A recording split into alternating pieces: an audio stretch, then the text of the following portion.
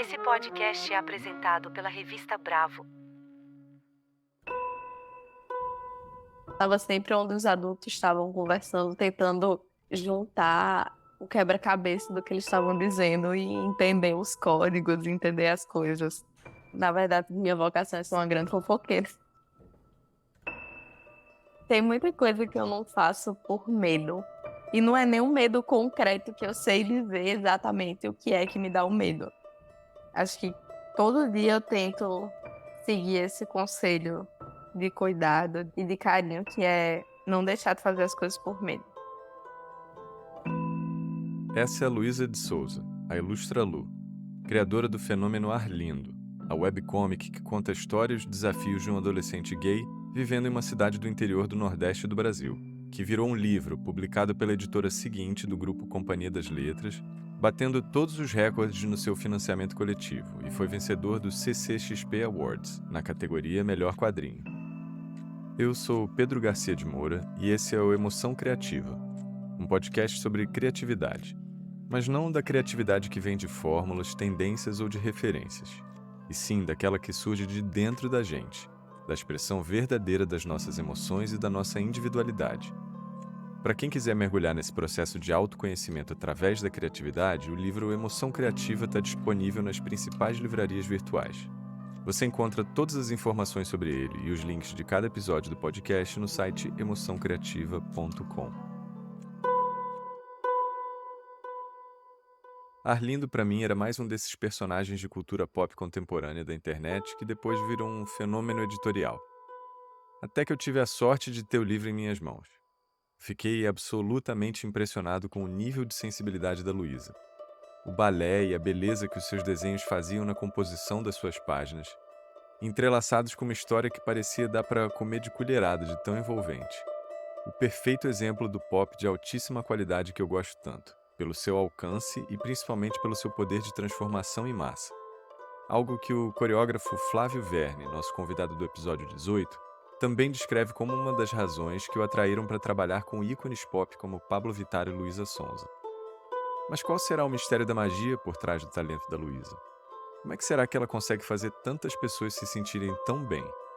E como ela consegue lidar com as pressões que ela se impõe para produzir, como ela fazia durante a criação do Arlindo, além da periodicidade normal, prometendo páginas extras para os milhares de Arlindas no Twitter se um participante específico fosse eliminado do Big Brother, por exemplo.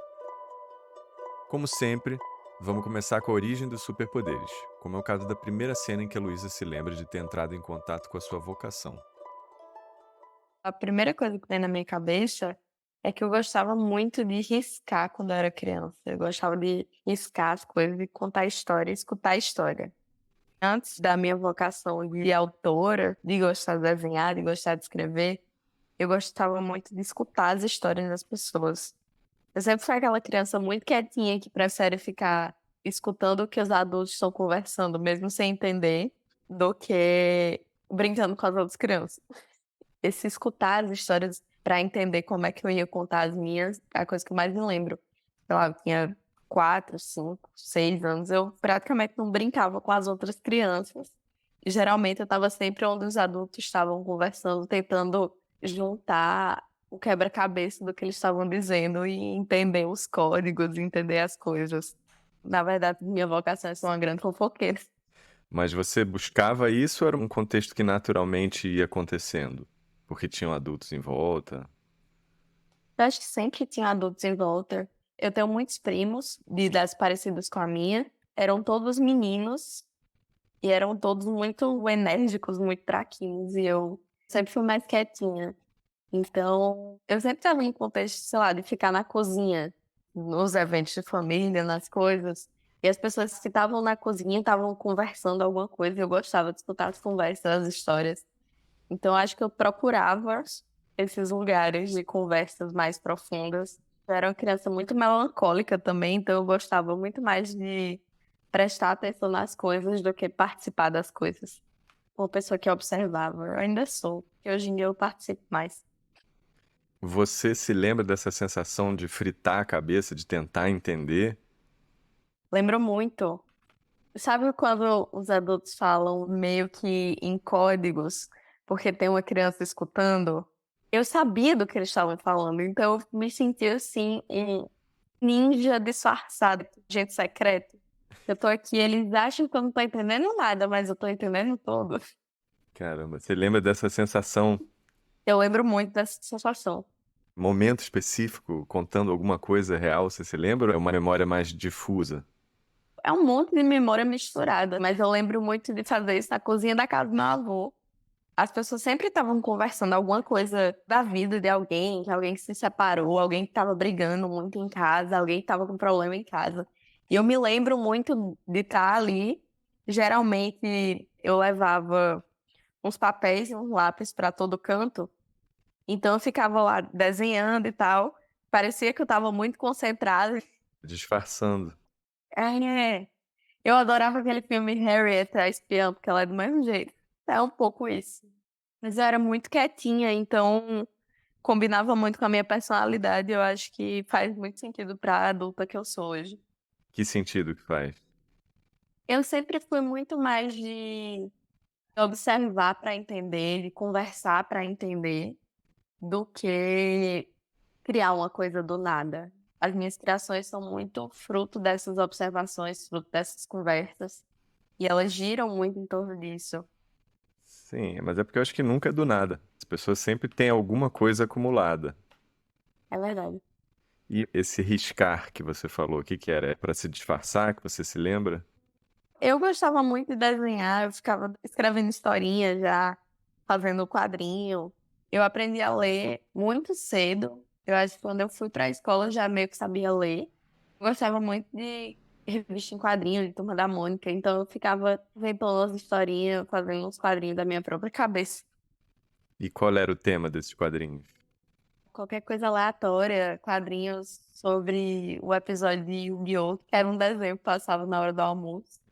Mas era sobre o desenho ou eram pessoas comentando sobre o desenho? Pessoas comentando sobre o desenho. Que tipo de comentário que essas pessoas faziam? Eu falei Yu-Gi-Oh! Porque eu lembrei muito de um desenho que eu fiz. Yu-Gi-Oh! É um desenho mangá americano, bem loucão. E eu lembro que todo mundo meio que tinha as cartinhas, aí eram as pessoas debatendo quais cartinhas eram as mais fortes e por quê. E aí eu inventava umas cartas que nem existiam. Era bem aleatório. Umas cartas do universo do Yu-Gi-Oh! Ou É, porque, tipo, eu lembro que uma vez eu fiz um quadrinho que era a pessoa dizendo que a carta mais forte era o dragão branco de olhos azuis. E eu fazia. Nossa, que esquisito. Um dragão que podia estar facilmente a globo. Essas coisas assim. que me deu um pouco a sensação, do mesmo jeito que você via os adultos comentando sobre o que acontecia, é quase como se você estivesse também reproduzindo ali o universo de criança, Sim, o comentar sobre, né? faz muito sentido. Interessante, vamos ver como é que isso vai se conectar com os teus trabalhos. Eu acho que junto, eu acho que faz muito sentido. Qual foi a primeira vez que a sua cabeça explodiu com alguma obra, de qualquer tipo? Livro, música, filme?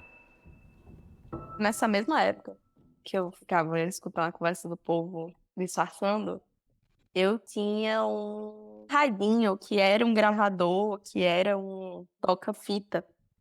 E eu tinha uma coleção de livro que até hoje eu procuro loucamente, eu não faço ideia do nome dessa coleção, que vinha com vários contos, várias histórias. Cada livro tinha uma fita com uma pessoa narrando as histórias. Eu achava isso o máximo, que eu achava muito autossuficiente, porque eu sabia ler, mas eu não sabia ler tanto. Eu achava maravilhoso a tecnologia de, tipo, eu sabia que o que eu estava acompanhando ali era o que a pessoa estava falando na fita. Entendi. Tipo rodinha de bicicleta. É, você não sabe ler direito, mas tem ali a rodinha. Eu sempre fiquei muito maravilhada com histórias sendo contadas, no geral, como um todo. Esse eu falei um da infância, mas tem vários outros momentos. Eu me lembro que eu gostava muito de ler. Eu não tinha tanto acesso assim a livros no geral, quando eu era adolescente, principalmente. Só ganhava livro no meu aniversário e no Natal, quando eu insistia muito. E os paradidáticos da escola, né? Eu era muito obcecada por Dom Casmurro. Eu sou até hoje. Inclusive, tem um quadro do Dom Casmurro no banheiro da minha casa. A partir de que idade isso? Há uns 13, 14 anos. E na época que eu tava mais obcecada por Dom Casmurro, saiu aquela minissérie Capitu. E eu assistia com o livro na mão, tentando saber em que parte do livro estava, porque tem diálogos que são exatamente iguais na adaptação. E eu tenho o livro todo grifado nas falas que são exatamente iguais na série. Cara, tô viajando aqui. Primeiro que eu achei muito interessante, e às vezes isso é muito comum com quem é autor ou autora, né? Cria histórias, da pessoa gostar quando histórias são contadas. Esse exemplo que você trouxe de ouvir uma história com as fitas, além de você estar ouvindo a história, você também está imaginando a própria história ao mesmo tempo. E eu fiquei fantasiando aqui que é como se você se sentisse mais velha ou com uma capacidade de leitura além do que você estava. E aí eu volto ali para quando você se sentia com superpoderes de interpretar os códigos dos adultos, é quase que você curte superpoderes. Quando você está vendo o livro do Dom Casmurro e vendo, é como se você ainda estivesse transformando o texto em vídeo ao mesmo tempo. Então, acho muito interessante que esses três exemplos, eles têm como se fosse uma maneira de turbinar a fruição básica de uma história. Seja através de estar craqueando os códigos, seja através de estar conseguindo ler à frente do que você tem capacidade de fazer, e seja imaginando e lendo e vendo ao mesmo tempo. Uma coisa meio transmediática. Sim, mas é que eu tô querendo dizer que não é nem transmídia, é como se fosse anabolizante. É, Não é o normal, é o além do normal. faz muito sentido, faz muito sentido. Eu gostei. Porque você falou, é como se eu estivesse tentando fazer algo para além da capacidade que eu tinha e conseguindo com esses outros recursos. Exatamente. Eu dizia muito que, desde criança, eu sempre tive 30 anos. Só agora eu cheguei na idade que eu sempre tive. Eu nasci para ser adulto. Isso faz sentido, porque é como se você estivesse armando jeitos de ser essa adulta já, que você já se sentia. Sim, profundo. Minha psicóloga vai adorar.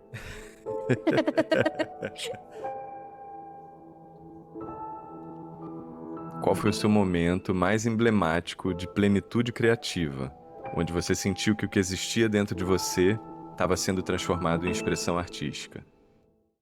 Eu sinto muito isso toda vez que eu consigo me concentrar. Eu tenho uns hiperfocos muito doidos, assim, quando eu consigo entender o que é que eu quero fazer, consigo visualizar as coisas na minha cabeça. Não é sempre que eu consigo imprimir o que eu tô pensando. Então, às vezes que eu consigo imprimir o que eu tô pensando, eu fico muito realizada. Mas a pergunta me lembrou muito uma vez que eu tava no meio de Arlindo, fazendo quadrinho, e eu fazia e postava, né? Não tinha muita distância entre o momento de fazer e o momento de publicar. Em um dado momento, eu cheguei numa parte da história que eu tava assim, nossa, que legal essa história aqui. Essa parte vai ficar muito massa.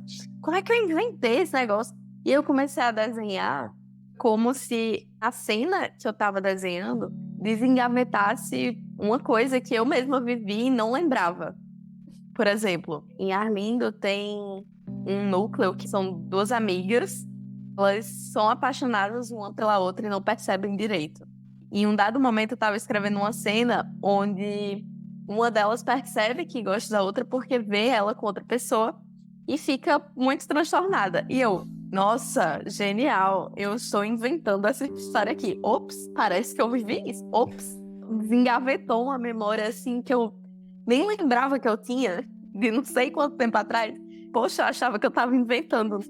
Esses momentos ocorreram muito ao longo de Arlindo.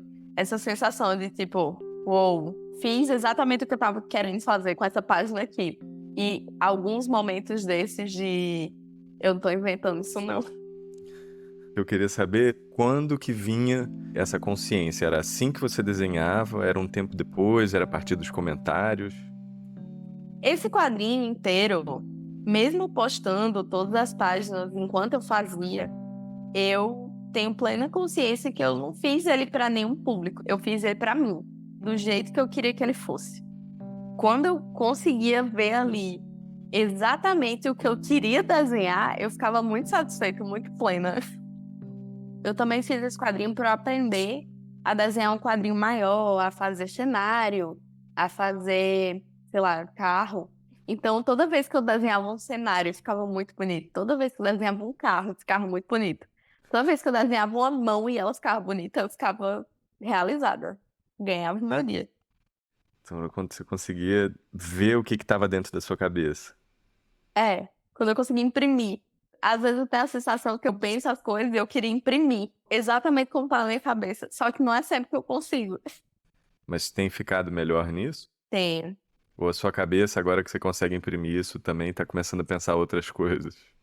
No meu processo criativo, quase sempre existe um desajuste entre as coisas que eu consumo, as coisas que eu gosto, que eu admiro, que eu acho bonito, e o que eu consigo fazer. Essas duas coisas mudam muito. As que eu consigo fazer, eu consigo ver como uma crescente, assim, de referências, de coisas que eu faço mais, que eu faço menos, mas que eu consigo fazer, e eu sei que eu consigo fazer porque eu tenho o costume de fazer. E à medida que eu vou conhecendo outros traços, outros jeitos de contar a história, outras ilustrações, isso vai criando um desajuste. Então eu tenho que treinar mais para ficar parecido com o que eu gosto. Entendo. É como se o que você gosta fosse esse lugar que você quer chegar.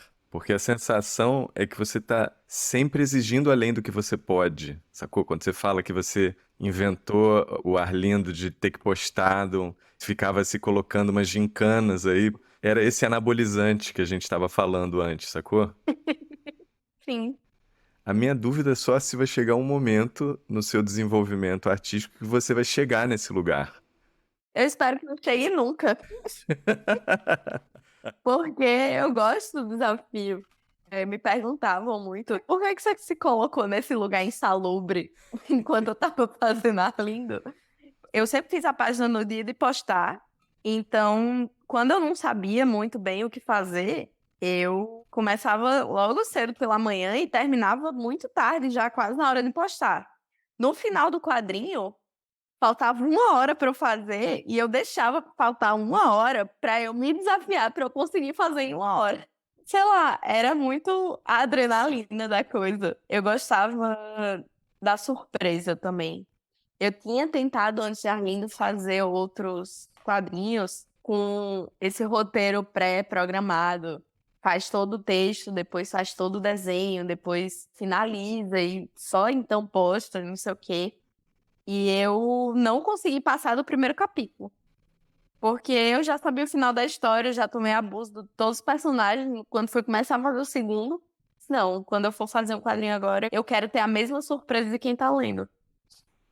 É quase como que se fosse descobrindo, porque talvez seja a mais emblemática cena por enquanto para entender esse teu processo, que é você tá usando ali uma fritação, que eu acho que você conseguiu emular essa fritação com os prazos Sim. e de descobrir o que que a história tem para dizer, né? Sim. O que é que a história tá pedindo? É exatamente isso. Como se a história fosse uma inteligência superior que você consegue entender. Sim. Eu só tava transcrevendo. Menina maluca. Toda essa conversa realmente faz todo sentido. É, mas eu acho que você inventou um jeito de acessar uma inteligência superior interna. Tem dado resultado, né? Tá funcionando.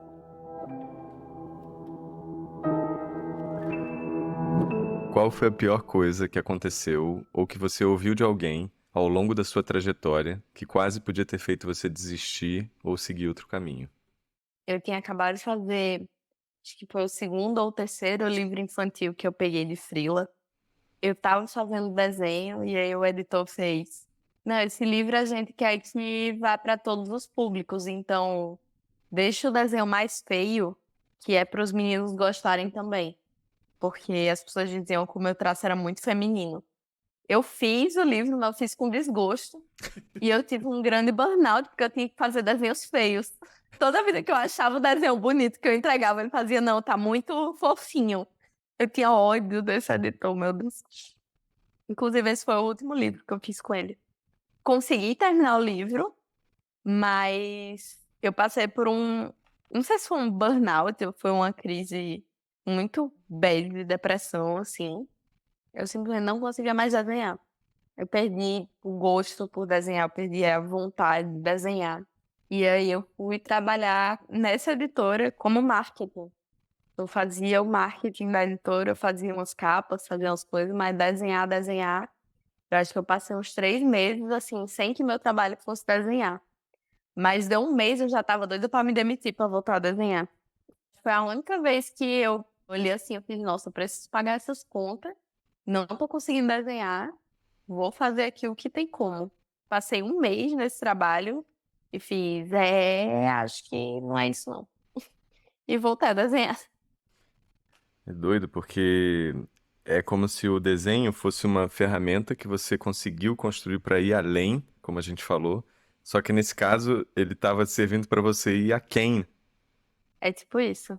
Minha relação com o desenho nessa época ficou meio bugada.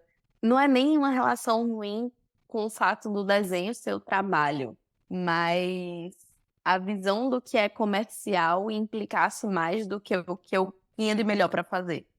Me deu uma sensação muito ruim.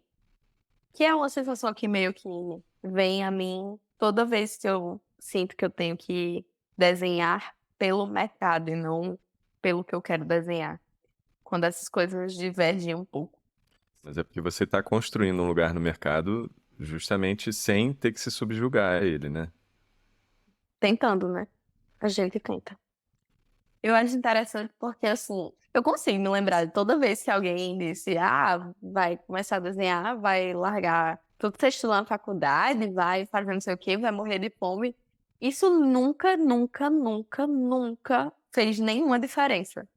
Porque as pessoas falam muito sobre como é difícil viver de arte, como é complicado se manter fazendo um trabalho criativo, mas se fala muito pouco do como é muito mais difícil se manter fazendo qualquer outra coisa que não isso. Se é a sua, né? Exato. Eu consigo, sinceramente, achar que é impossível para mim viver sã e feliz fazendo exatamente a mesma coisa todos os dias.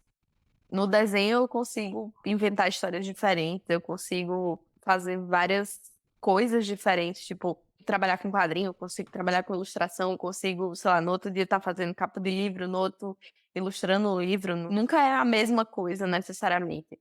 É sempre uma coisa diferente para se fazer. Se eu tivesse que, sei lá, trabalhar no escritório, fazendo qualquer coisa, eu acho que era mais fácil eu fazer isso aqui que eu faço mesmo. Mas suponhamos que você tivesse que. Você conseguiria ter uma relação paralela com o desenho? Por exemplo, tem alguns artistas que têm. O próprio Drummond, ele tinha um cargo lá no Ministério da Cultura e fazia poesia na paralela, né? Rapaz, eu acho que eu não daria conta de fazer isso. Eu acho que eu ia arranjar outra coisa para fazer. Algum outro trabalho que me permitisse não estar no mesmo lugar todo dia. Alguma coisa assim. Sei lá, eu gosto muito de fazer mala. Pedir pro povo me contratar para quando eles fossem viajar para arrumar a mala deles. Eu não preciso viajar, mas deixar se eu arrumar a mala e fazer isso o emprego já tá satisfeito. Muito mais do que essas profissões muito, muito formais. O que que você sente arrumando mala? Brincando de Tetris. É a pira de encaixar cada coisa num lugar, é isso? É a de encaixar, da mala conseguir andar sem tombar. Eu adoro fazer um grande Lego misturado com Tetris, misturado com, sei lá, ciência. O que que vai na mala você também curte ou é mais o processo de encaixar as coisas? Não, o que vai na mala também. Eu gosto muito de planejar. Mas não histórias. Eu gosto de planejar as histórias. Minhas histórias são muito planejadas, elas só não são roteirizadas. Tem uma diferença. Por exemplo, com Arlindo. Eu não fiz o roteiro, mas eu fiz todo um processo de criação do personagem antes. Uma construção de quem era aquele personagem e como ele lidaria com esses outros personagens e o que seria reforçado neles por cada personagem. Então eu conhecia ele tão bem que podia acontecer qualquer coisa com ele, eu sabia como ele ia responder. Quando você faz a mala da pessoa, você já consegue imaginar como é que vai ser a viagem dela. Você tem informação suficiente para poder fantasiar a viagem. Exato. Tem a parte da fantasia, mas tem também o planejamento. No quadrinho, por exemplo, eu não necessariamente sabia quantas páginas ia ter, eu tinha um plano, ele acabou mudando. O plano era que esse quadrinho tivesse 70 páginas, ele terminou com 200. Uhum. De postagens, eu tinha horário, eu tinha regras para me fazer não perder o empenho de fazer aquilo. Eu tinha uma organização de roteiro que não era necessariamente o roteiro já escrito do que ia ter na página, mas eu tinha a trilha sonora planejada. Então, mesmo sendo bagunçada do juízo, eu sou muito organizada nas coisas que eu faço. Agora eu acho que eu tô entendendo mais quando você falou que tentou fazer tudo roteirizado, estruturado, que não rolou. Minha sensação agora é que você meio que prepara a mala de todos os personagens ali, já meio que mapeia a história, põe meio que uma data de ida e volta, tipo, ó, hoje eles vão fazer tal percurso, mas aí deixa eles. Mas eles têm a liberdade de viver a história do jeito que eles quiserem. Claro, exatamente, mas é que a viagem, muitas vezes, ela tem uma pressão de quando termina. Uma viagem tem meio que uma data ali, Tem começo, meio e fim. tipo isso, é. Tem essa panela de pressão, né, que eu acho que você curte. Sim. É como se você fizesse a mala dos personagens, inventa uma panela de pressão, joga todo mundo lá e vê o que que sai. Exato. Isso eu acho muito maneiro quando a gente entende como é que a gente lida com a arte. Então, para você é muito mais interessante se você tivesse que trabalhar fazendo desenhos feios, seria fazendo mala, porque na verdade o seu processo de criar é muito mais parecido com fazer mala do que o desenho pura e simplesmente. Sim, total. Qual foi a coisa mais importante que aconteceu ou que você já ouviu de alguém que, pelo contrário, te ajudou no momento de questionamento? Tem uma coisa que eu sempre volto quando eu tô meio bad, assim, quando eu tô meio triste, quando eu não tô conseguindo trabalhar. Uma vez eu fui convidada para fazer um freela que foi planejado para várias pessoas com base no que eu sabia fazer. Como eu era muito tímida, eu ia para os eventos, eu ia para os lugares, sempre com um caderno. E eu ficava desenhando pessoas, desenhava os lugares, desenhava as coisas. E era o meu jeito de conseguir conversar com as pessoas. Depois que eu cresci, meio que trocou. No lugar de eu usar isso para ficar invisível, esse era o meu jeito de conseguir que as pessoas puxassem conversa de alguma maneira. Isso já depois de já ter rolado Arlindo? Não, não, antes, bem antes. Ah, tá. Eu tinha muito esse costume. Eu ia pra todo canto com um caderninho e ficava desenhando o povo e fazia amizade com muita gente assim. Uhum. Um dia um amigo meu fez: eu tô precisando de um projeto aqui pra um grande evento que vai ter aqui na empresa que eu trabalho. Esse negócio que você faz de ficar desenhando o povo na rua, tu faria isso num evento? Aí eu fiz: rapaz, faria. Aí ele fez: eu vou montar um projeto aqui. Tu tem passaporte? Tu sabe falar inglês? Eu fui fazer um grande freela junto com outros 4 brasileiros na Alemanha, num evento que teve lá que a gente era uma máquina de desenho. As pessoas vinham no stand da empresa, tiravam foto e a gente desenhava. E ao longo dessa viagem foi muito louco assim, porque eu nunca imaginei que eu ia sair do país. Foi a primeira vez que eu saí do país. Foi a primeira vez que eu fiz um monte de coisa. Quando eu tava voltando, eu tinha comprado um caderno. E a primeira coisa que tem escrito nesse caderno é uma carta que eu escrevi no avião na volta, falando sobre uma coisa que eu vi lá na cidade que a gente foi.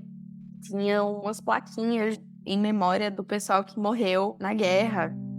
No meio da calçada, com uma plaquinha assim, dizendo: na frente dessa casa morreu fulaninho e fulaninho, ele era tal e tal coisa. Essa placa é para que ninguém nunca esqueça. Eu escrevi alguma coisa que era tipo: esse texto aqui vai servir como uma plaquinha para que você nunca esqueça as coisas que tem como fazer. É só ser você que vai funcionar. Não precisa ser outra coisa que não você. Tô olhando pro caderno, inclusive, tá escrito isso aqui.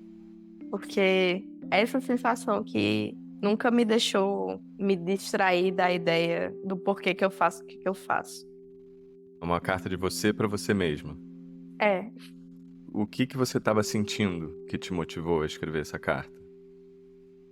uma felicidade muito grande, um sentimento de realização. Apesar de ser uma criança de 30 anos desde sempre, eu tinha muito essa sensação de me botar pra baixo, de não achar que as coisas que eu faço eram essas coisas todas, que era besteira, não fazia diferença. Acho que foi uma das primeiras vezes que eu fiz uma carta de amor pra mim. É como se você tivesse com a autoestima completamente preenchida. Completamente preenchida é uma palavra muito forte. Não, mas é porque momentaneamente é sempre possível. É, eu acho que foi muito um momento de um choque de realidade entre a maneira como eu me enxergava antes e a maneira como eu pude perceber que eu podia ser enxergada. Tô refletindo aqui, é porque a autoestima, ela é muito volátil, até porque coisas acontecem, é como se fosse um tempo ensolarado. Às vezes chega nuvem, tempestade, etc. Sim. A minha sensação te ouvindo é como se a estima que tinham por você versus a que você tinha por si mesma foi tão grande esse choque, essa diferença, que talvez momentaneamente tivesse ali conseguido preencher e você conseguiu capturar esse sentimento e resolveu criar uma placa comemorativa. Porque, na verdade, as placas comemorativas são para as mortes não serem esquecidas. Quase como se você tivesse feito o contrário, você tivesse feito uma placa comemorativa para celebrar a vida, para quando você se sentisse morta, você se lembrasse do que é essa vida, sacou? Sim, que bonito. Porque é muito bonito isso que você fez também. Muito legal mesmo. Porque nos podcasts, nas entrevistas, você tem trocentos exemplos de pessoas falando coisas assim absurdamente impactantes e transformadoras, né? E eu tava curioso para saber que pessoa teria falado o quê, em qual momento, mas eu achei muito legal que é você mesma falando para você. É porque a pessoa com autoestima baixa, ela tem questões. Então, eu acho que se eu conseguir me agradar em algum momento, é realmente um feito. Porque às vezes, dependendo de como a gente tá, pode vir 1000 pessoas dizer 10.000 coisas maravilhosas e às vezes eu ainda tô ali vendo defeito. Como eu sou a pessoa mais difícil de agradar em termos de lidar com as coisas que eu faço, acho que o de não desistir devia vir de mim mesmo. Muito bacana, porque eu sinto que as pessoas vão te agradecer justamente porque você faz elas se sentirem assim. Que o efeito colateral do que você produz nas pessoas é a autoestima. É elas se sentirem vistas, valorizadas. Por isso que é tão transformador e revolucionário para as pessoas e por isso que elas ficam tão agradecidas. Você transmite, através das suas histórias, essa capacidade delas poderem se valorizar. Obrigada. De nada, mas você consegue enxergar isso? Acho que sim, eu consigo. Eu passei um tempo considerável sem saber lidar direito quando as pessoas vinham falar muitas coisas e chegavam e falavam coisas muito emocionantes e muito pessoais da vida delas. Choravam e se emocionavam. Só recentemente isso ficou mais fácil de lidar pra mim, porque eu ficava antes, tipo, meu Deus do céu, o que é que eu falo? Eu não sei nem o que falar depois de ouvir isso. Às vezes eu ficava com muita vontade de chorar, mas aí tinha outra pessoa atrás pra falar também. E aí eu só guardava e chorava depois no hotel. Só que em um dado momento me veio um clique. E isso eu tava lendo um livro do Luiz Antônio Simas, o Flecha no Tempo. E eu fiquei completamente apaixonada. Eu não lembro o que é que tinha escrito no texto.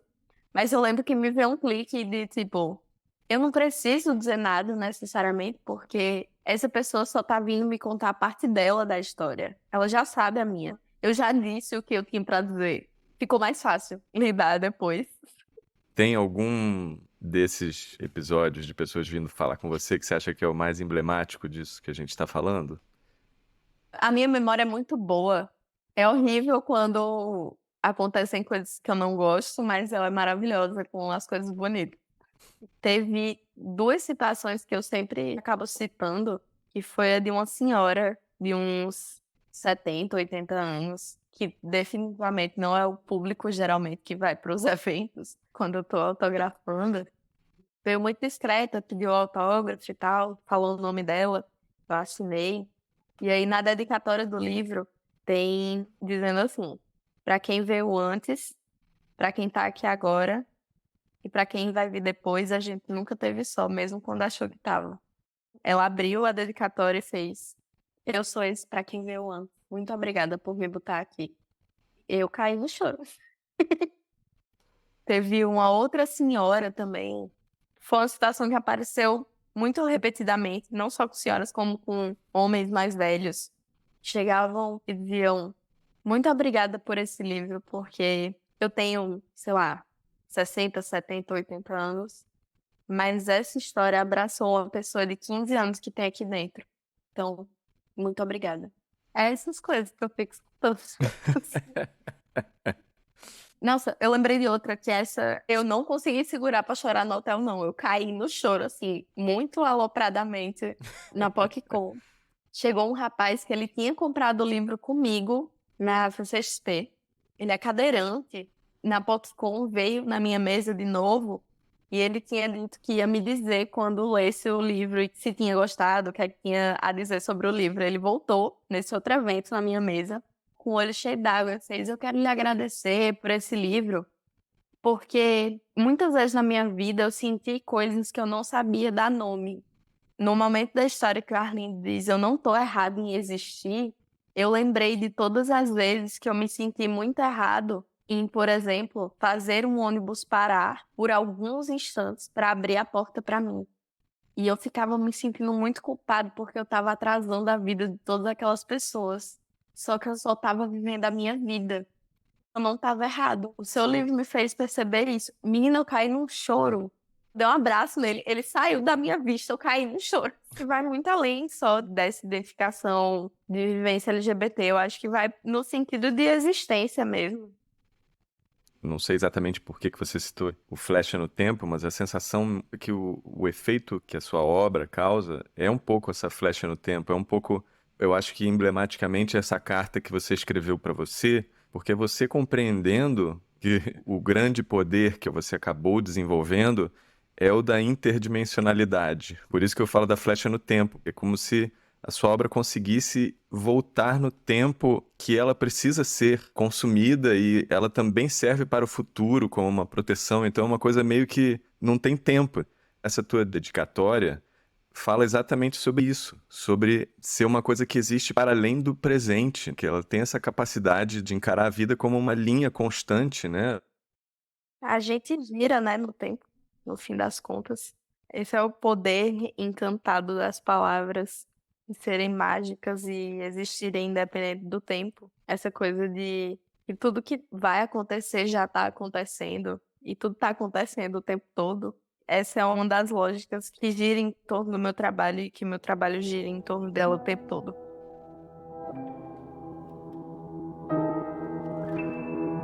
Que conselho você daria para você quando estivesse começando, não em termos de carreira, mas em termos da busca expressiva? Ou seja, o que você aprendeu ao longo dos anos sobre como acessar criativamente o seu material interno? Seguir minha intuição é uma coisa muito importante. Toda vez que eu tentei fazer algo que não era o que eu queria, não deu certo. Mas todas as vezes que eu fui muito eu, toda vez que eu imprimi muito do que eu queria passar, toda vez que eu fui muito verdadeira num projeto, ele deu certo. E esse é o melhor conselho que eu poderia me dar. Não fique tentando emular o processo de outras pessoas. Vá pelo seu que vai dar certo. Nessa época, você não seguiu o seu instinto? Acho que eu me meti em muita situação insalubre, porque eu achava que era assim que tinha que fazer. Abandonei alguns projetos que talvez eu até retome em algum momento, mas fazendo do jeito que eu sinto que eu devia fazer e não o que eu achei que eu tinha que fazer. Eu preciso muito ter alguma liberdade nos projetos que eu faço.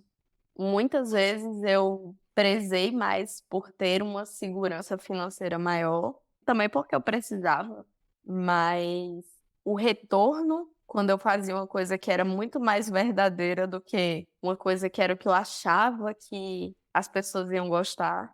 Toda vez que eu fiz as coisas tentando agradar qualquer pessoa que não eu, foi menos satisfatório do que quando eu estava tentando me agradar mesmo. E com relação ao retorno financeiro? Também, exatamente sobre isso também. Porque quando fica mais verdadeiro, eu acho que as pessoas conseguem se conectar melhor e, de alguma maneira, esse retorno financeiro vem junto. Nem sempre o retorno financeiro, que parece muito atrativo, vale o esforço de fazer uma coisa que você não tem orgulho. Eu também sou ideologicamente o oposto daquele seu editor. Exato.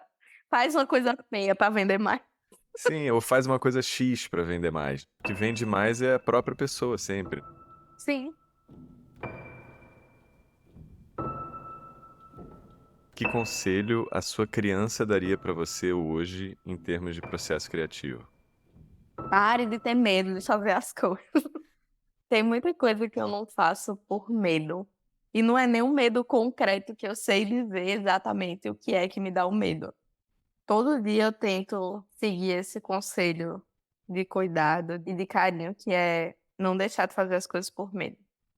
A sensação não é que você deixou de ter medo, mas é que você inventou um jeito de botar o seu medo na parede, com os prazos, com as coisas, só que o medo continua. Só que aí a sua obra vai conseguindo ir para o mundo, e o mundo vai te ajudando, no final das contas, a ir lidando com esse medo, né? E é um medo que é um medo de errar. Não é nenhuma coisa que existe. O meu medo não é de coisas concretas, é de errar. De errar o quê? Eu sei lá, eu só tenho medo de fazer alguma coisa errada. Mas o que que significa errado? Que não gostem, ou que você não goste? Eu nem sei definir. Eu tenho um pavor de errar muito grande e muitas vezes eu deixo de fazer algumas coisas que eu sinto que seriam muito boas. Tipo, Tem uma ideia de uma história e eu acabei de me mudar, então tá aqui visível. Eu construí uma história todinha, eu fiz um estudo de personagem gigante. Eu tenho aqueles papel madeira imenso, que eu acho que é um A1, com vários post-its anotados as características de cada personagem e como a história dela se desenrolaria. Fiz tudo isso. E aí, no dia que eu comecei a desenhar, eu fiquei com um pavor tão gigante de não conseguir fazer exatamente o que eu quero fazer com isso, que eu paralisei. Eu passei uma semana sem desenhar e toda vez que eu olhava para esse papel eu ficava paralisada. E a Amanda, minha namorada, pegou esse papel, enrolou e colocou no baú debaixo da cama. Aí eu voltei a trabalhar em outras coisas. E nunca mais voltei para isso, mas eu acho que eu ainda vou voltar quando eu perder o medo. mas será que isso é uma coisa que eu pergunto genuinamente, porque eu também não sei com relação às minhas próprias reflexões e os meus medos, né, que eu acho que todo mundo tem. Será que você vai perder o medo ou será que você vai inventar uma nova maneira de botar esse medo na parede? Eu acho que eu vou inventar uma nova maneira de botar esse medo da parede, mas primeiro eu tenho que me preparar para aprender a como botar esse medo na parede. Porque eu fico pensando assim, às vezes se não tem que acolher esse medo, sempre vai ter um lugar, um calcanhar de Aquiles, um ponto fraco, onde a gente tem umas inseguranças. Eu fico na dúvida se elas desaparecem. Pois é. Elas não desaparecem, mas elas ficam mais nítidas. E eu acho que a gente tem medo do que a gente não consegue ver ainda. Essa história ainda precisa que eu coma mais feijão com arroz para aguentar lidar com ela. O que que você chama de comer feijão com arroz? Aprender a desenhar melhor, aprender a fazer desenho mais bonito. Luísa, pelo amor de Deus. Mas é verdade. Não, a mala não estar pronta, eu entendo. Agora você aprender ou melhorar o desenho, Eu acho que eu não tô pronta porque eu quero que tenha uma cara específica. Eu imaginei de um jeito muito específico, que não é um jeito que eu consigo fazer agora. Então eu preciso comer mais feijão com arroz pra fazer isso. entendi. É isso, você tá sempre nesse no pra frente, né? É, É uma característica sua também, até de sofrimento, assim, de sofrer menos com uma característica sua, porque você tá sempre pensando na frente para poder construir ou performar essas suas mágicas interdimensionais. É assim que você tem feito, sacou? é. É jogando pra frente, sei lá, pra mim acho que é mais uma de tipo aceitar esse teu jeito de trabalhar, entender que você vai inventar um jeito de botar ele na parede. É também perder um pouco desse medo de ver pronto. Porque enquanto é só imaginação, é perfeito. Você falou muito de imprimir, né? Como se você fosse um computador, aí você tem uma impressora que visualiza. Só que Eu não sou um robô, né? não, mas é porque você lança versões novas do programa antes da impressora. Sim. Talvez você seja primeiro uma desenvolvedora de software do que de hardware. É uma inteligência orgânica, não é artificial, né? E, na verdade, pra mim é mais sobre perder o medo do medo. É exatamente. Eu preciso perder o medo do medo. Muita terapia nela. Eu faria aqui uma última pergunta, que todo esse processo aqui que eu faço são as mesmas perguntas para todo mundo. Por isso que vai me dando um pouco de parâmetro, e aí eu consigo entender, às vezes, quando tem uma coisa que está meio que dentro do esperado e tem uma coisa que salta, e aí eu já consigo entender que é uma coisa que é muito particular daquela pessoa. E uma das perguntas também que eu gosto de fazer, geralmente, é qual que é o filme que você mais chorou na vida? Tem um que é muito aleatório, mas eu chorei muito. Ótimo, esses são os melhores. A Universidade Monstro. De Monstros S.A. Só que o Previously, que é eles na universidade. Eu chorei muito assistindo esse filme. Por quê? Porque eu me identifico muito com o Michael Wazowski. Na história, ele é o Michael Wazowski. Se você já assistiu Monstros S.A., você sabe quem é. É o verde, do olhão, o zoiudinho da mamãe. E ele quer muito ser um monstro assustador. É o sonho da vida dele. Ele passa a vida inteira estudando pra isso. É completamente obcecado pela ideia que ele vai ser um grande assustador. Só que até o design do personagem dele torna isso impossível. Ele só consegue ser assustador na teoria. Ele não consegue ser verdadeiramente assustador. É um filme muito sobre frustração. E na época que eu vi ele, eu tava muito frustrada com várias coisas. Inclusive, foi na mesma época que eu comecei a desenhar. Então, fez muito sentido. E o louco é que fala sobre medo também, né? É como se fosse, não sei se você tá preparado pra viagem, mas é como se fosse o teu medo interno querendo te assustar. Mas o teu medo, na verdade, é o Wazowski, entendeu? É impossível me assustar. Isso que eu falei, perder o medo do medo, é entender que o seu medo interno é o Wazowski, sacou? É mais de você ficar amiga dele. É verdade. Nossa, vou levar esse episódio pra terapia. Minha próxima terapia vai ser dar play nesse episódio e deixar minha psicóloga ouvindo e fazendo os comentários dela.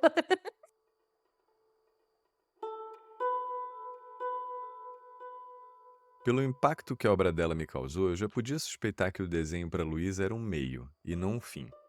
E isso começou a ficar mais claro entendendo que a sua vocação é conseguir ir além, transcendendo o que é possível fazer. Primeiro, entendendo esse superpoder dela de decifrar códigos, como uma espiã da Segunda Guerra interceptando a comunicação do inimigo, no caso, o mundo adulto. E eu uso a metáfora da guerra aqui porque muitas vezes o mundo adulto e, por consequência, o nosso mundo interior de adulto é literalmente inimigo da nossa liberdade infantil, que muitos de nós acabamos deixando pelo caminho. Mas não foi só o lado negativo da vida adulta que a influenciou. Ela escutava e reproduzia essa atividade coletiva de refletir e tentar compreender as teias sociais, também conhecido como fofocar, com as suas referências de cultura pop. Ela ia adquirindo familiaridade com histórias e personagens, um pouco como as malas que ela gosta de arrumar. Isso tudo num ambiente desafiador para espremer o que ela tinha dentro dela. Esse gostar de desafio e utilizar ele como mola de evolução é uma característica muito importante para o desenvolvimento artístico e pessoal, e que a Luísa conseguiu canalizar muito bem como energia criativa. Só que, mesmo gostando de desafio, todo mundo tem os seus pontos cegos. E se na expressão artística e na sua capacidade de encantar o mundo com as suas histórias, ela encontrou seus pontos fortes, é nos seus vazios de autoestima que ela ainda é oprimida pelos seus medos. Um medo que parece não fazer muito sentido quando você olha o nível de talento que ela tem. Mas parece ser o mesmo medo vindo da falta de autoestima introjetada em tantas mulheres na nossa sociedade machista e patriarcal, como muito bem coloca a comunicadora e podcaster Cris Bart, nossa entrevistada do episódio 21, falando sobre a dificuldade e as cobranças extras que as mulheres sofrem. Assim como a editora de moda Suyane Inayá, entrevistada do episódio 30, trazendo além da questão de gênero, a questão da raça. Só que alguém como a Luísa, que produz muito e produz muito bem, tem de volta o retorno que o mundo dá para o seu trabalho. E quando ela foi soterrada de elogios, como na sua viagem para a Alemanha, a ponto de momentaneamente anestesiar o seu buraco de autoestima, ela conseguiu se conectar com o que parece, essa sim, ser a sua principal vocação. Não só de ir além das suas capacidades, mas de fazer a nossa percepção sobre nós mesmos ir além. De criar algo capaz de fazer as pessoas se valorizarem. Nesse caso, ela mesma. Mas diferente dos elogios que ela recebeu, o que ela produz não é uma valorização pontual. Suas obras têm a capacidade quase que mágica de achar o momento perfeito dentro de cada um para poderem operar os seus milagres.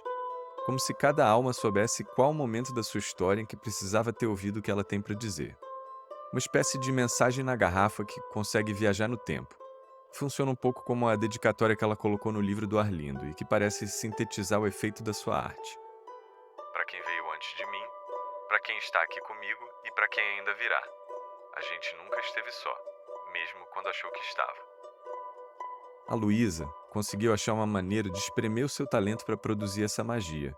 E depois dessa conversa, eu fiquei aqui imaginando ela como uma atleta olímpica, se colocando em um treinamento exaustivo e conseguindo resultados incríveis. Uma metáfora que eu sempre penso sobre esforço e recompensa são essas competições como ultramaratonas ou Ironman, onde uma pessoa tem que nadar, pedalar e correr mais de 200 quilômetros. Como é que é possível pessoas fazerem esse nível de esforço por conta própria? Porque obrigar alguém a treinar e competir numa dessas provas seria literalmente uma tortura. Mas quando a pessoa faz por vontade própria, pode ser um momento de transcendência, redenção e realização. A sensação que eu tenho é que muitos de nós, ao trabalhar para o mercado, somente produzindo desenhos feios que parecem nos violentar, estamos no mesmo nível de esforço, mas fazendo apenas por obrigação. E o que a Luísa conseguiu, descobrindo seu jeito de trabalhar e se respeitando, foi encontrar uma maratona para o qual ela parece ter nascido para correr. E quem fica cansado, na verdade, é o medo dela, que fica sem forças para impedir ela de criar. E daqui só nos resta admirar o resultado dessa atleta criativa de alta capacidade transformadora. E torcer para que ela e o seu medo interior fiquem cada vez mais amigos. Para que ela só precise competir nas provas que ela quiser, quando ela quiser. Você pode acompanhar o trabalho da Luísa de Souza através das suas redes, escutando seu podcast ou comprando o livro Arlindo, que está disponível nas principais livrarias do Brasil. O link para tudo isso você encontra na descrição do episódio. Se você gostou desse episódio, você pode seguir e dar nota na sua plataforma favorita. Se você acha que alguém que você conhece pode gostar do tipo de reflexões que a gente faz por aqui, compartilhe. Você acabou de ouvir Emoção Criativa. A edição e mixagem é feita pelo Fabrício Zava. E a trilha que você está escutando foi composta especialmente para esse podcast pelo Lucas Vasconcelos, o nosso convidado do primeiro episódio. Você pode escutar a gente em qualquer uma das suas plataformas favoritas. Eu sou Pedro Garcia de Moura, muito obrigado por acompanhar esse episódio e até a próxima.